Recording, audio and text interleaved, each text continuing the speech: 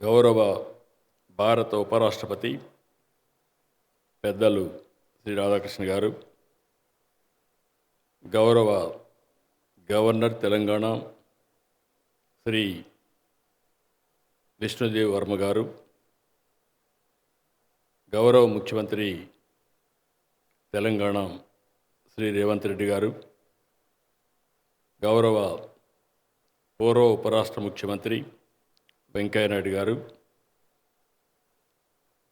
మాజీ ప్రధాన న్యాయమూర్తి గౌరవనీయులు శ్రీ రమణ గారు, కేంద్ర మంత్రివర్గ సభ్యులైనటువంటి కింజరపు రామ్మోహన్ నాయుడు గారు, కిషన్ రెడ్డి గారు, బండి సంజయ్ గారు, ఈనాడు గ్రూప్ ఎండి కిరణ్ గారు, ఈరోజు ఇక్కడికి విచ్చేసినటువంటి అతిథులందరికీ, అవార్డు గ్రహీతలకు, రామోజీ కుటుంబ సభ్యులకు, రామోజీ గ్రూప్ ఫ్యామిలీ మెంబర్స్కి అందరికీ కూడా నా నమస్కారాలు, అభినందనలు. ఈరోజు స్వర్గీయ శ్రీ రామోజీరావు గారి జయంతి సందర్భంగా ముందుగా ఆ అక్షర యోధునికి నివాళులర్పిస్తాం. అందరం కూడా అర్పించవలసిన బాధ్యత మనందరిపైన ఉంది.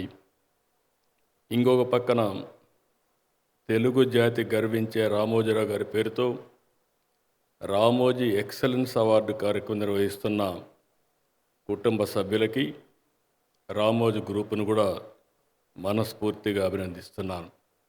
ఇది ఒక మంచి ఆలోచన. ఏదైనా ఎక్సలెన్స్ అనే పేరు ఉంటే ఆ ఎక్సలెన్స్కి ప్రతిరూపం రామోజీరావు గారు అని చెప్పి కూడా నేను మీకు తెలియజేసుకుంటున్నాను. ఒక సాధారణమైన వ్యక్తి అసాధారణమైనటువంటి శక్తిగా తయారు కావడమే కాకుండా, ఈరోజు నేను ఆయన గ్రూపులో అందరినీ చూశాను. మామూలు వ్యక్తులు, పల్లెటూరులో ఉండే మామూలు వ్యక్తులను తీసుకొచ్చి ఒక సమర్థవంతమైన నాయకత్వ లక్షణాలు ఇవ్వడమే కాకుండా, ఆయన చేసిన పని మనం చూస్తే ఒక ఇన్స్టిట్యూషనలైజ్ చేశాడు. ప్రతి ఒక్కరూ కూడా ఒక ఇన్స్టిట్యూషన్గా తయారయ్యారు. ఈరోజు రామోజీరావు గారు ఇక్కడ లేరు, కానీ రామోజీరావు గారు నిర్మించిన వ్యవస్థలు మాత్రం చిరస్థాయిగా ఉంటాయి, శాశ్వతంగా ఉంటాయి. దీంట్లో ఎవరికి అనుమానం లేదని చెప్పి కూడా మరొకసారి మీ అందరికీ తెలియజేస్తున్నా. తాను నమ్మిన సిద్ధాంతం కోసం దేన్నైనా వదులుకున్నారు. నేను చాలాసార్లు చూశాను. ఆయన జీవితంలో ఏ వ్యక్తిని ఇది నాకు చెయ్యాలి అని అడిగిన సందర్భం లేదు. ఆయన ఫోన్ చేస్తే ఎవరూ కాదనేవాళ్ళు లేరు. ఆయన జీవితంలో నాకు తెలిసినంత వరకు పోరాట యోధుడిగానే మిగిలిపోయాడు తప్ప, ఏదైనా సరే నమ్మిన సిద్ధాంతం కోసం జీవితాంతం పోరాడిన ఏకైక వ్యక్తి, నేను చూసిన వ్యక్తి రామోజీరావు గారు అని చెప్పి కూడా నేను మీకు తెలియజేస్తున్నా. అందుకే ఆయన మన మధ్య లేకపోయినా ఒక నికార్సైన జర్నలిజంతో తెలుగు జాతికి, తెలుగు భాషకు ఆయన చేసిన సేవలను మనం ఎప్పటికీ మర్చిపోకూడదు కూడా. నేను ఆయన్ని చూశాను. ఎక్కడ అవినీతి జరిగినా, ఎక్కడ దోపిడీ జరిగినా, ఎక్కడ అన్యాయం జరిగినా తన కలంతో ప్రజల పక్షాన బలంగా పోరాడిన యోధుడు రామోజీరావు గారు. ఒకప్పుడు అపోజిషన్ లేకపోయినా ప్రతిపక్షంగా పనిచేసిన ఏకైక వ్యక్తి, ఏకైక సంస్థ రామోజీ సంస్థ అని చెప్పి కూడా నేను మీకు తెలియజేస్తున్నా. ఆయన ఎప్పుడూ ఒక మాట చెప్పాడు, అపోజిషన్ బలహీనంగా ఉంటే నేనే అపోజిషన్గా పనిచేస్తానని ప్రజల తరపున నిలబడ్డాడు. తన శక్తి ఏంటో చూపించాడని చెప్పి కూడా నేను మీకు తెలియజేస్తున్నా.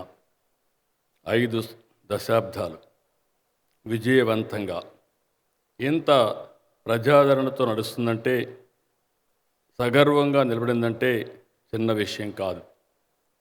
ఆ ఘనత ఒక్క ఈనాడుకే దక్కుతుంది. అలాంటి ఒక ఉన్నతమైన విలువతో స్థాపించిన వ్యవస్థ ఈనాడు అని చెప్పి కూడా నేను మీకు తెలియజేస్తున్నా.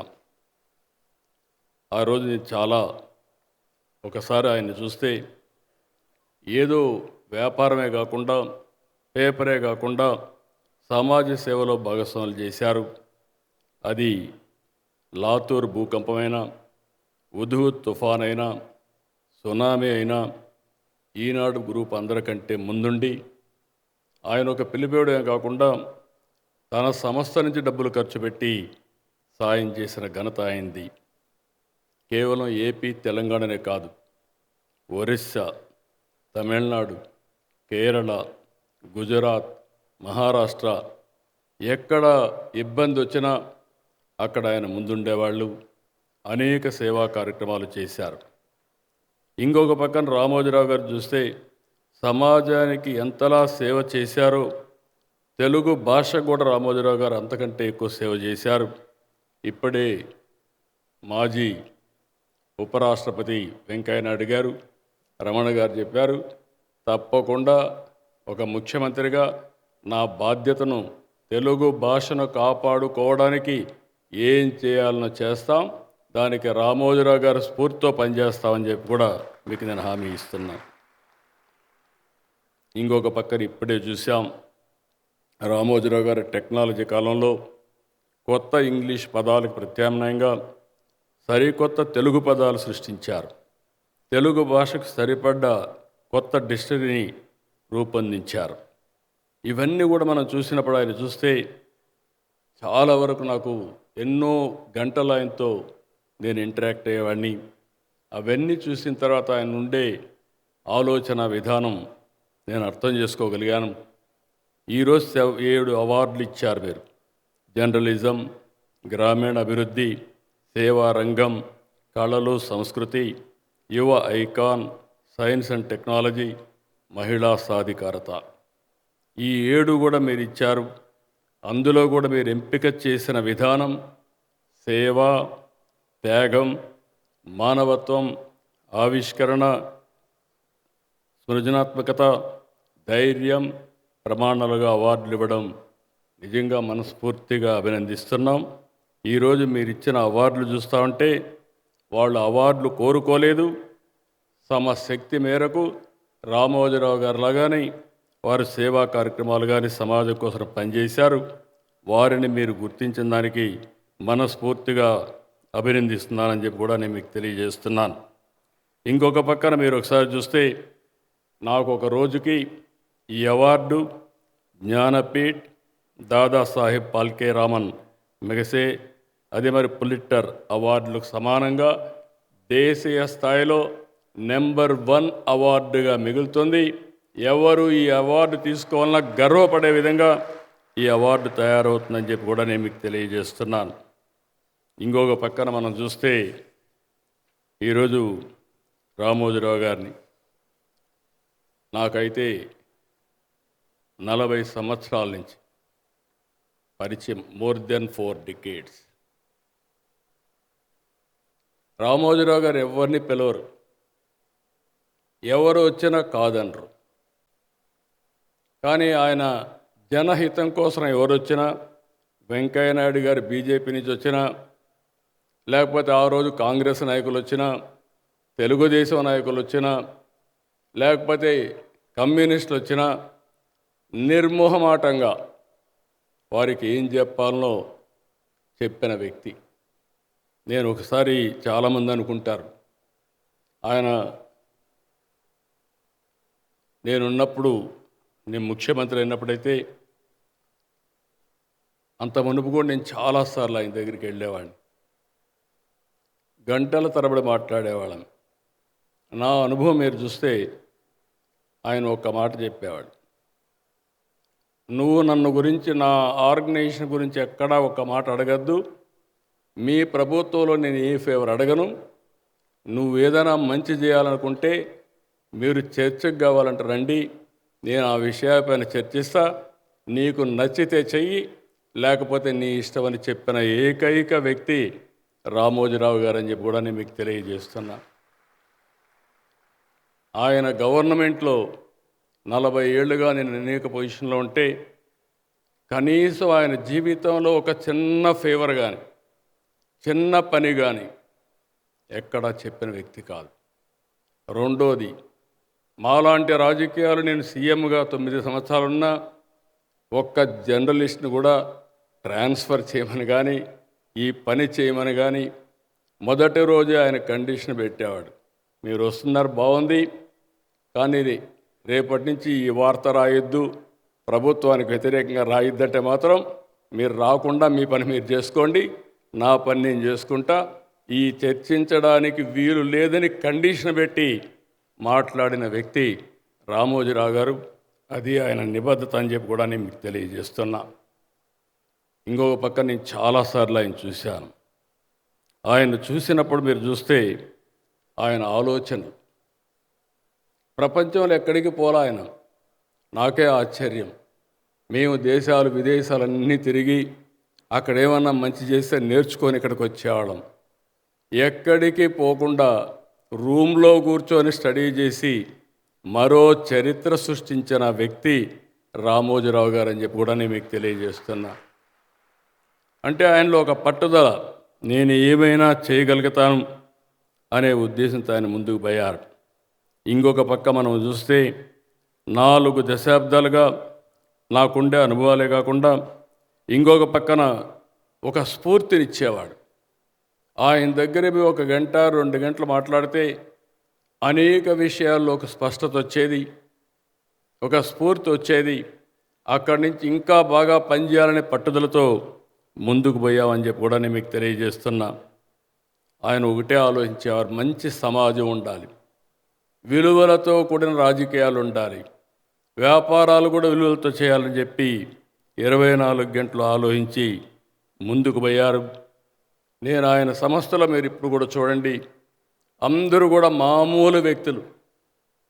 వాళ్ళందరినీ తీసుకొచ్చి ట్రైనింగ్ ఇచ్చి ఇప్పుడు కూడా నేను చూస్తూ ఉంటాను. వేరే పేపర్లకు ఆయన పేపర్లకు, ఆయన చేసే వ్యాపారాలకు వేరే వాళ్ళ వ్యాపారాలకు చాలా డిఫరెన్స్ ఉందంటే దానికి కారణం ఆయన ఇచ్చే ట్రైనింగ్ కానీ ఆయన చేసిన విధానం కానీ వాళ్ళకిచ్చిన స్ఫూర్తే కారణం అని చెప్పి కూడా నేను మీకు తెలియజేస్తున్నా. ఇంకొక పక్కన మనందరం చూస్తే ఈరోజు రామోజీరావు గారు లాంటి వాళ్ళు ఒక 10 మంది ఉంటే సమాజాన్ని మొత్తం మార్చే ఆలోచనలు ఉన్నాయి. ఆ విధంగా మనం కూడా స్ఫూర్తిదాయకంగా తీసుకొని మనం ముందుకు పోవాల్సిన అవసరం ఉంది. ఆయన ఆలోచనలు చూస్తే 50 సంవత్సరాల తర్వాత ఏం చేయాలనో ఈరోజు ఆలోచించే వ్యక్తి. ఈరోజు రామోజీ ఫిల్మ్ సిటీ కట్టారంటే మామూలు వ్యక్తులైతే ఇది ఆలోచించే పరిస్థితి ఉండదు. 2000 ఎకరాల్లో ఇక్కడ షూటింగ్లు చేస్తారో లేదో తెలియదు, టూరిజం ప్రమోట్ అవుతుందో లేదో తెలియదు. కానీ సర్వస్వాన్ని ఆయన ఇల్లు కూడా మార్చి ఇక్కడికి వచ్చి పడుకొని ఇక్కడే కాపురం ఉండి ఒక బ్రహ్మాండమైన స్టూడియో కట్టాడంటే దానికి కారణం రామోజీరావు గారిలో ఉండే పట్టుదల అని చెప్పి కూడా నేను మీకు తెలియజేస్తున్నా. అందుకే ఆయన చూసినప్పుడంతా కూడా ఈరోజు మనందరం ఒకసారి గుర్తుపెట్టుకుంటే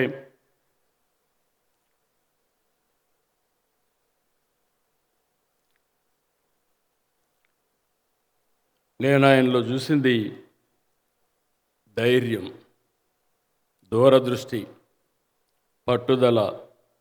ఎంత ఒత్తిడున్నా, ఎంతటి అణచివేత వచ్చినా ఆయన జీవితంలో ఆయన ఫేస్ చేసినటువంటి క్రైసిస్ కానీ ఒత్తిళ్ళు కానీ, మేము వ్యక్తులతో పెట్టుకుంటున్నాం, గవర్నమెంట్లో ఉంటాం, ప్రతిపక్షంలో ఉంటాం, మళ్ళా అధికారంలోకి వస్తాం, కానీ ఒక మీడియాని మేనేజ్ చేసే వ్యక్తి ప్రభుత్వాలతో పోరాడి మనుగడ సాధించాడంటే అది రామోజీరావు గారికి ఉండే విశిష్టమైన లక్షణం. అది కేంద్రం కావచ్చు, రాష్ట్రం కావచ్చు, లేకపోతే నమ్మిన వ్యక్తి కావచ్చు. నేను చాలాసార్లు చూశాను. ఆయన ఒకటే చెప్పేవాడు, మీరు మంచి చేస్తే మీతో నేనుంటా, మీరు కానీ ప్రజలకు కానీ చెడు చేసే పరిస్థితి వస్తే ఏ విధంగా అయితే బట్టల ఉతికినట్టు మిమ్మల్ని ఉతికి ఆరేస్తారని చెప్పి చేసేవాడని చెప్పి కూడా నేను మీకు తెలియజేస్తున్నా. అలాంటి మహనీయుడి యొక్క విలువలతో ఈరోజు ఫ్యామిలీ మెంబర్స్కి ఒకటే కోరుతున్నా. ఇప్పుడే వెంకయ్య నాయుడు గారు చెప్పారు, లెగసీలు.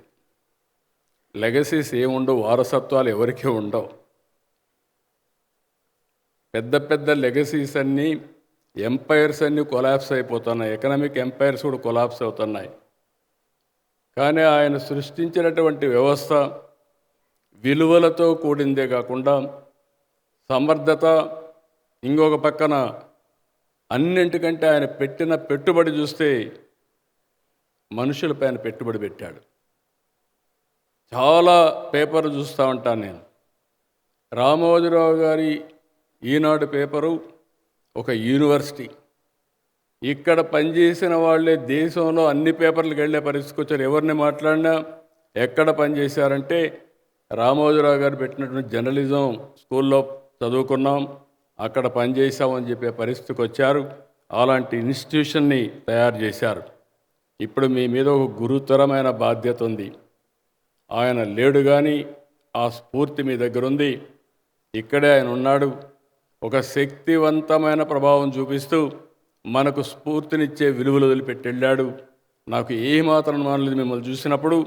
ఆ రోజు రామోజీరావు గారు ఉన్నప్పుడు ఏ స్టాండర్డ్తో కండక్ట్ చేశాడో దానికంటే మెరుగైన స్టాండర్డ్స్తో ఈరోజు మీరు ఈ మీటింగ్ కండక్ట్ చేశారు. దీనికి మనస్ఫూర్తిగా అభినందనలు. అదే సమయంలో ఆయనకు నిజమైన నివాళి మనం అందరం కూడా ఆయన మెచ్చిన విషయాల్ని ముందుకు తీసుకుపోతే అది సాధ్యం. నాలాంటి వారికి ఆయన ఇచ్చినటువంటి స్ఫూర్తి ప్రజలకు మంచి చేయమని, మీకు కూడా ఆయన ఇచ్చిన ఆయుధం పేపర్, టీవీలు, ప్రజల పక్షాన నిలబడి పోరాడమని చెప్పి మనందరినీ స్ఫూర్తితో ముందుకు పంపించిన వ్యక్తి. ఆ స్ఫూర్తి ఎప్పుడూ ఉంటుంది. నాకైతే నా జీవితంలో ఎప్పుడూ మర్చిపోను. ఏ కష్టం వచ్చినా ఒక్కసారి రామోజీరావు గారిని తలుచుకొని నేను ముందుకు పోతే నేను ఆ కష్టాలు ఎన్నొచ్చినా అధిగమించే శక్తి వస్తుందంటే అది ఆయన ఇచ్చినటువంటి పట్టుదల అని చెప్పి కూడా నేను మీకు తెలియజేసుకుంటూ మరొకసారి ఒక wonderful momentum. I'm very happy. నాకైతే ఏ విధంగా ఆయన చూపించిన చొరవని, ఆయన చేసిన సహకారాన్ని నేను జీవితంలో కూడా మర్చిపోలేను. అందుకే ఆయన చనిపోయినప్పుడు కూడా నేను చూశాను. నేను ఇక్కడ రాజకీయాలు మాట్లాడదలుచుకోలేదు, ఎందుకంటే దగ్గరగా చూశాను ఆయన్ని, ఆయన పట్టుదల చూశాను. అదే మాదిరిగా ఆయన పట్టుదల కూడా ఎట్లుంటుందంటే కొన్ని సందర్భాల్లో సఫర్ అయినా, కడాన కుటుంబ సభ్యులు కూడా సఫర్ అయినా అక్కడ తలంచలేదు. అవసరమైతే మీరు కూడా సిద్ధంగా ఉండండి. నమ్మిన సిద్ధాంతం కోసం నేను త్యాగం చేయడం కాదు, అవసరమైతే కుటుంబ సభ్యులు కూడా త్యాగానికి సిద్ధంగా ఉండాలని చెప్పిన వ్యక్తి, చేసి చూపించిన వ్యక్తి రామోజీరావు గారు అని చెప్పి నేను మీకు తెలియజేసుకుంటూ, ఆ మెమరీసే వేరు. తప్పకుండా మనందరం గుర్తుపెట్టుకొని ముందుకు పోవాల్సిన అవసరం ఉంది. చాలామంది శ్రేయోభిలాషులు వచ్చారు. అందరిని కూడా మిమ్మల్ని చూసినప్పుడు ఇప్పుడు వెంకయ్యనాయుడు గారు, రమణ గారు చెప్పిన విషయాలు కూడా మేము గుర్తుపెట్టుకుంటాం. తప్పకుండా రామోజీరావు గారి స్ఫూర్తితో పనిచేస్తామని మరొక్కసారి తెలియజేసుకుంటూ అందరికీ నమస్కారాలు, ధన్యవాదాలు. థ్యాంక్ యూ అనండి.